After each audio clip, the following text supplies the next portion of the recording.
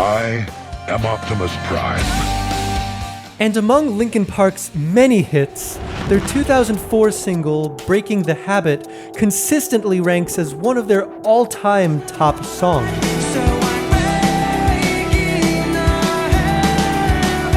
As of right now, Breaking the Habit has almost 400 million views on YouTube, and over 500 million streams on Spotify. There's just one problem. Absolutely nobody can agree on how to play this song properly. Memories consume, like opening the wounds. I'm picking me apart again. Memories consume, like opening the wounds. I'm picking me apart again. Memories consume, like opening the wound. I'm picking me apart again.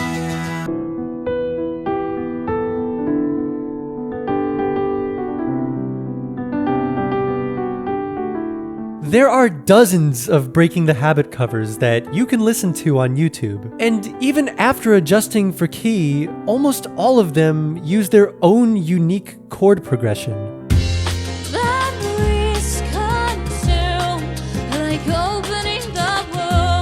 For a Billboard Top 20 VMA winning song, this is really weird. Breaking the Habit is not a no-chord song. Breaking the Habit has chords. Everybody agrees on that, but virtually nobody agrees on what those chords are. If you think I'm exaggerating, well, let me show you some more. Memories consume, like opening the wound. I'm picking me apart again. Memories consume, like opening the wound. I'm picking me apart again. Memories consume, like opening the wound. I'm picking me apart again. Okay, maybe YouTube covers aren't the most reliable source for chords. Perhaps a lead sheet written by a professional musician will have the answer. So let's look some up. And oh, would you look at that? Almost every result uses a different chord progression. Even on ultimateguitar.com, the most eminent source for chord charts, you'll find different chord progressions on each of the top 5 results. So what in the world is going on here? I mean, Linkin Park is an amazing band, known for a lot of amazing things. But if we're gonna be honest, harmonic complexity isn't necessarily one of them. So we're here to talk about Linkin Park. Linkin Park, Okay. You're familiar, right? I know of Linkin Park, yes. Can you play the chords to Numb? All right.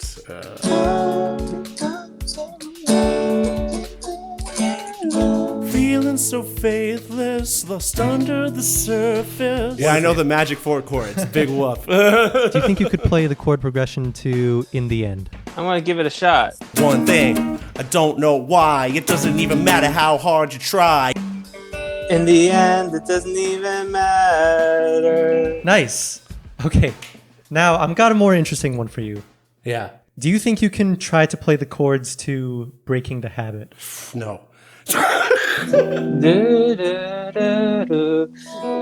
see. And then like.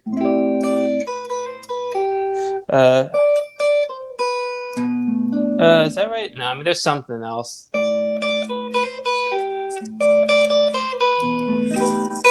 Something like that. I don't know. I should mention that my friend Jan here is a full-time professional guitarist for the US Army Strings. He also happens to have perfect pitch. Seeing him struggle through a song like that, a song he knows well by the way, is really something strange. So again, what the heck is going on here? I mean, everybody agrees that Breaking the Habit has a chord progression, but nobody seems to know what that exact chord progression is. I should mention that changing the chord progression for a cover is not that unusual. People do it all the time, whether it be to make the song easier to play, or just because they think the song sounds nicer with different chords.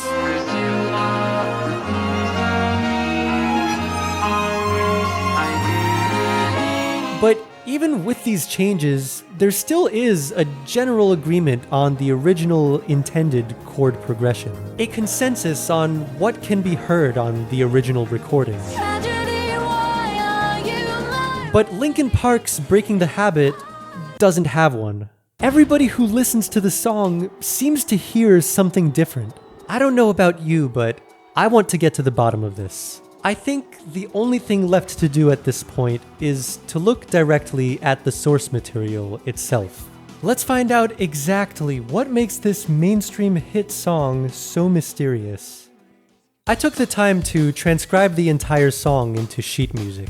As far as pitched instruments go, the instrumentation is actually surprisingly simple. There's this electric keyboard ostinato that plays throughout the entire song.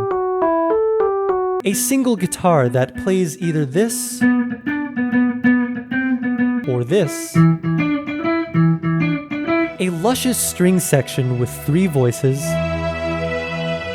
A very simple bass part that mostly consists of whole notes. And of course, the vocals. There is also an acoustic grand piano that pops in here and there, but it mostly just doubles the bass and guitar lines, so we don't have to worry about it too much. Let's get one thing out of the way. There are a couple of parts of Breaking the Habit where most everybody does agree what the chords are. Most everybody agrees that the chorus goes like this. I don't know what sports fighting for, or why I have to scream. And the bridge goes like this. What we're more interested in here is the rest of the song, so let's take a look. First, we've got this keyboard ostinato. This 4-note distorted keyboard line is the very first motif that enters the song, and remains exactly the same for the entire duration of the piece. All it is just a 4-note descending scale in E minor. Pretty simple. Except the pattern is aligned in such a way that the most consonant notes always land on the strong beats. Some more dissonant notes are present, but only as passing tones between the more consonant strong beats. In my opinion, the only harmonic information given by the keyboard line is that the song is in fact in E minor, which everyone agrees on already. Which is not to say that there is no emotional information being conveyed by the line. Distorted keyboard is used in horror movies all the time because it is one of the most haunting timbres that we know of. Also, the way the line repeats itself over and over almost gives a sense of like a ticking timer, which you know can be very unnerving. We are absolutely getting something out of this line, just not any specific chords. Okay, so we can't find our answer in the keyboard line. How about the guitar line? Much like the keyboard line, the guitar line also comprises entirely of ostinatos. 2 of them, to be exact. There's this one that plays during the verse and pre-chorus, and this one that plays during the chorus and bridge. Let's just get this out of the way. Ostinato 2 gives us no information about the chords. Brad Delson is using a technique here called palm mute riffing. You'll hear this a lot in funk and rock music, like in future Grammy nominee Michael Jesse's Flame 2.0.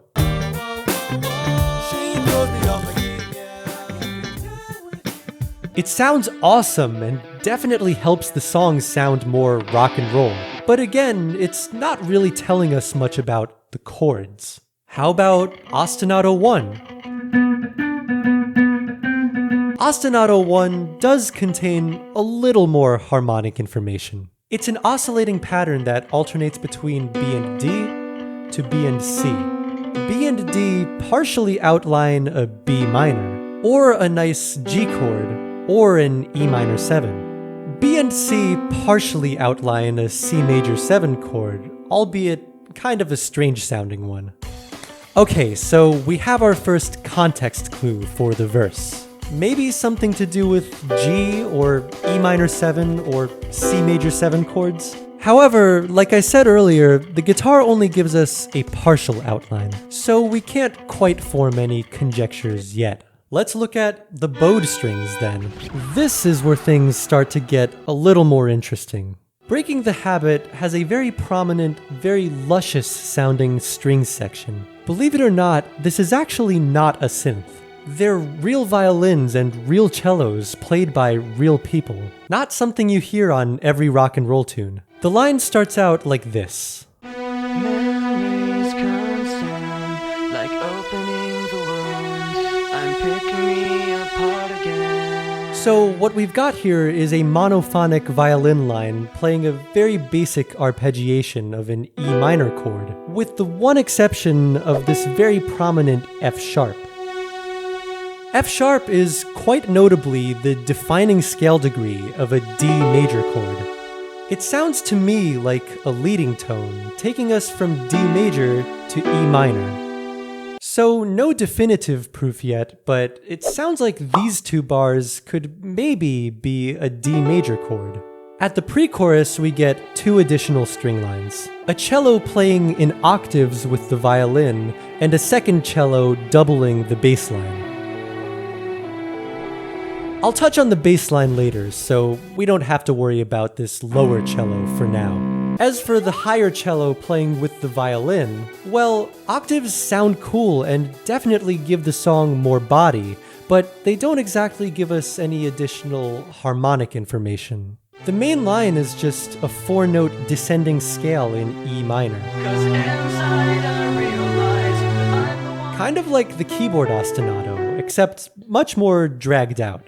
To be honest, I don't really interpret much harmonic information from this descending line. I think it's more like a sonic literary device, like the singer is descending into madness before the chorus. Verse 2 is much the same as verse 1, with the addition of another violin line going like this. This is a technique called a high string drone, which you'll very commonly hear in R&B. High string drones are not really meant to convey harmonic information. They're more meant to provide a song with a stronger sense of cohesiveness. Alright, so the keyboard, guitar, and string parts are all beautiful and serve important purposes. But as far as figuring out the chords, we're still pretty much at square one. Maybe let's look at the vocals? Well, I hate to say it, but the vocals don't really get us anywhere either. Chester Bennington's voice, angelic and powerful as it is, stays very strongly within the tonality of an E minor chord. Memories consume, like opening the wound.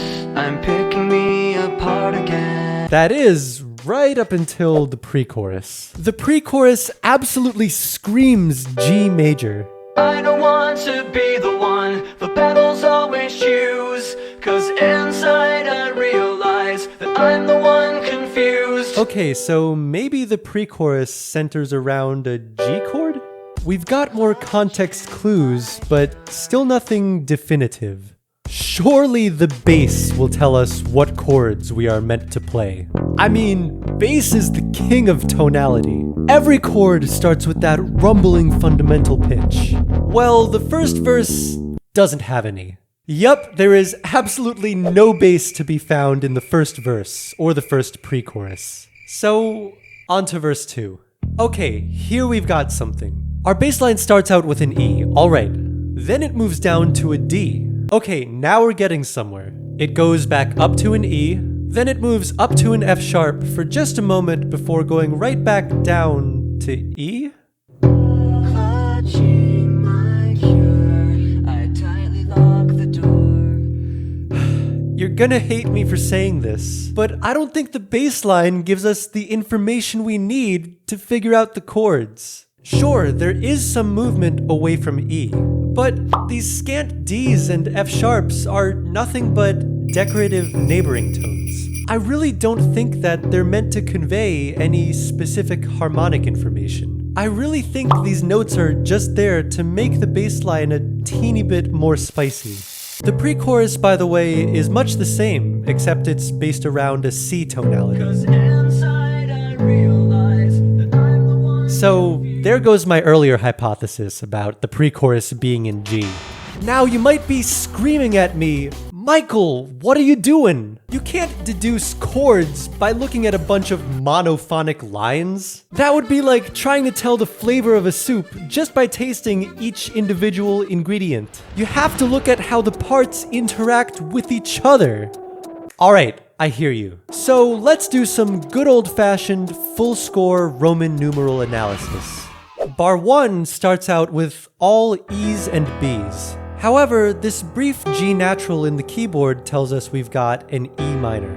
Off to a good start. Bar 2, we've got a D in the bass with an E, B, and G stacked on top. So this gives us an E minor over D slash chord. However, you could interpret this G in the vocal to be merely a suspension, with this A being the focal tone, in which case we would have an E minor 11 over D. Not to mention that there's this little C that pokes out in the guitar, making it an E minor flat 13 over D? Okay, I'm not really sure what the chord in bar 2 is meant to be. In bar 3, we're back to a good old E minor. Bar 4 starts out on E minor, but then we've got F sharp, G, C, B, E, which spells a very spicy C major 7 over F sharp chord. Bar 5's got an E minor 9, bar 6 has an E minor 9 over D, bar 7's back to E minor, and I'm just gonna stop. This is not a way to analyze rock and roll. There is absolutely no way Linkin Park was thinking E minor flat 13 over D when they wrote this song. And besides, this does nothing to get at the crux of the issue here. Absolutely nobody is covering Breaking the Habit like this. Memories consume like opening the wound. Now, there might be another cohort of you screaming at me, Michael, you're overthinking all of this. It's just E minor for the whole verse. Duh. And to be fair, there are a fair amount of covers and transcriptions that do take this approach. Memories consume like opening the wound, picking me apart again. But I don't think this is right either. For one, it is still a minority of listeners who hear the song this way. The majority do tend to pick from a menu of more flavorful chord progressions. Secondly, just listen to the song. It's pretty obvious that there's some movement away from the tonic. I'm just not exactly sure what that movement is. Okay, so looking up the chords doesn't get us the answer. Directly analyzing the score doesn't seem to help much. But I'm still dying to know, what are the chords to this song? Maybe there's some circumstantial evidence? As far as I know, Mike Shinoda, who wrote and produced the song, has never publicly discussed the chord progression. We do, however, have a little contextual nugget. When playing Breaking the Habit live, Linkin Park always starts out with one verse as a simple piano ballad. Piano, vocals, nothing else. Memories consume like opening the wound, I'm picking me apart again. So let's take a look at what Mike is playing on the piano. So his left hand is playing the bass line from verse 2, and his right hand is playing the keyboard ostinato. Great, he's playing two parts taken directly from the original score. Nothing different from the studio recording, so no new harmonic information we can really take away. Okay, so after a thorough harmonic analysis, I couldn't figure out the intended chord progression to this very famous song. But about halfway through writing this script, I started to ask myself, is it really necessary to know the chord progression? I mean, there's so much more to Breaking the Habit than just harmony. There are mind-blowing sound effects, new and innovative production techniques, heart-rending lyrics sung with unbelievable expression. Does it even really matter what the chords are? It's a common misconception that Chester Bennington wrote Breaking the Habit to describe his own struggle. The song, as well as the lyrics, were actually written by Bennington's bandmate Mike Shinoda before they had even met. There is a lot of controversy about the lyrics, and Shinoda is famously elusive about the song's meaning. But with Breaking the Habit, you wrote that for Chester for his story, right? No, not necessarily. It wasn't. People actually mistake that as a song about addiction. It's actually not. Oh. So it's more of a metaphor. A metaphor for what, Mike? But the reason I bring this up is because of how he characterizes the meaning of breaking the habit. I think he related to it as an addiction story. Like, for me, this is about this thing that happened with my friend who, like, ghosted me. There'd be a lot of times where we were singing about our own personal stories, and the two stories were not the same story. Like, it wasn't even about the same thing at all. I didn't tell people very specifically what songs were about because they weren't about one thing. I am truly stumped on the chord progression for Breaking the Habit. But maybe just like how there's no one meaning for the lyrics, there's no one chord progression. Shinoda wrote the lyrics intentionally ambiguously so that you, the listener, could insert your own meaning into the song. And the chords might not be that different. Maybe Mike Shinoda intentionally wrote an ambiguous chord progression so that when you try to play the song, you can play your own chords. And believe it or not, this concept is not completely unheard of. That is, in the world of jazz. Miles Davis's So What is ranked as the second most quintessential jazz piece of all time, and is one of the most widely covered. And what are the chords to So What? Well, if you consult the Holy Bible of Jazz, you get 16 straight bars of D minor? Okay, but absolutely nobody who covers this song is actually playing 16 straight bars of just D minor, because that would be boring as f. In jazz, guitarists and pianists are all but expected to improvise their own mini chord progressions. If I had to chart out the chords to Breaking the Habit, the only thing I could think to write is just E minor-ish stuff. You want to start and end on E minor, but you don't want to stay there the entire verse. Or maybe you do. Whatever you choose though, just know that the chords don't have to be the focal point of the song. Tone, expression, lyricism, rock and roll, these things are what make Breaking the Habit, Breaking the Habit. Probably the last thing that they're thinking about is like what chords are the strings playing. I think that just like what sounds good, what effectively conveys the feeling of the lyrics. Yeah, I mean, it's a pretty ambient song, you know, like the parts are pretty sparse. I mean, I think this is a key example of a song where like melody is so important because you're not going to be able to recognize it. I mean, you can recognize it based on the riff, I suppose, but like if you just play the chords, it's like, what does that mean to somebody? Probably nothing. Genuinely, he's Mike Shinoda and he can do what he wants. That's my take. There we go. So, what are the chords to Breaking the Habit? Well, what do you want them to be? Obviously, I would love to know your thoughts on the song, so don't be shy to tell me your real opinion in the comments below. If you want the truth though, I am dying to know what 12 Tone thinks about the song. If you don't know, 12 Tone is kind of like the godfather of music analysis on YouTube. The flat 6 plays a large role in defining the feel of the minor scale, so it gives the section a lot more emotional weight without losing its simplicity. He also happens to be active on Blue Sky, which is like the cool kids' new version of Twitter. So do me a favor, if you happen to have a Blue Sky account, please please post this video at him. Okay, bye!